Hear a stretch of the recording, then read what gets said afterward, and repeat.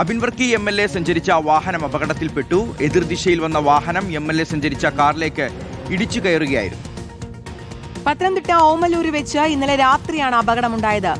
Abin വർക്കിക്കും കാറിലുണ്ടായിരുന്ന Jerin Jacob Paul, Arun, Vishnu എന്നിവർക്കും പരിക്കേറ്റു. AV ജയശങ്കറുണ്ട് വിശദാംശങ്ങളുമായി. ജയശങ്കർ, എങ്ങനെയാണ് ഈ അപകടമുണ്ടായത്? ആ ദൃശ്യങ്ങളിൽ നിന്ന് കാറിന്റെ മുൻഭാഗം പൂർണ്ണമായും തകർന്നിരിക്കുന്നതായി മനസ്സിലാക്കുന്നു.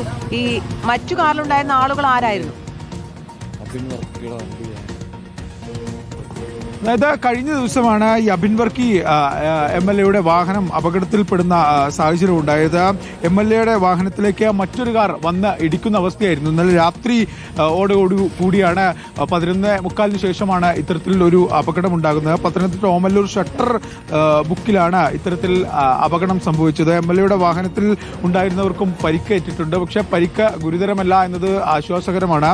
ഈ അബിൻ വർക്കി MLA സഞ്ചരിച്ച വാഹനത്തിലേക്ക് മറ്റൊരു വാഹനം വന്നിടിക്കുകയായിരുന്നു. ഓമല്ലൂർ ഭാഗത്ത് വെച്ചാണ് ഇത്തരത്തിൽ അപകടം ഉണ്ടായത്. പക്ഷേ അപകടത്തിൽ ഗുരുതരമായി ആർക്കും പരിക്കില്ല എന്നത് വലിയ ആശ്വാസം നൽകുന്ന കാര്യമാണ്. ഇത്തരത്തിൽ മഴയൊക്കെ ഉണ്ടായിരുന്നു. അതിനിടയിൽ നിയന്ത്രണം തെറ്റി വാഹനത്തിൽ ഇടിച്ചാണെന്നാണ് മനസ്സിലാക്കുന്നത്. മറ്റു തരത്തിലുള്ള ദുരൂഹതയും കാര്യങ്ങളൊന്നും ഇതിലില്ല എന്നാണ് നിലവിൽ ലഭ്യമാകുന്നവർ. എന്തായാലും MLA സേഫാണ്. ഈ ദുരന്ത നിവാരണ പ്രവർത്തനങ്ങളൊക്കെ സജീവമായി MLA ഇന്നും തുടരുമെന്നാണ് MLAയുമായി ബന്ധപ്പെട്ട വൃത്തങ്ങളൊക്കെ തന്നെ പറയുന്നത്.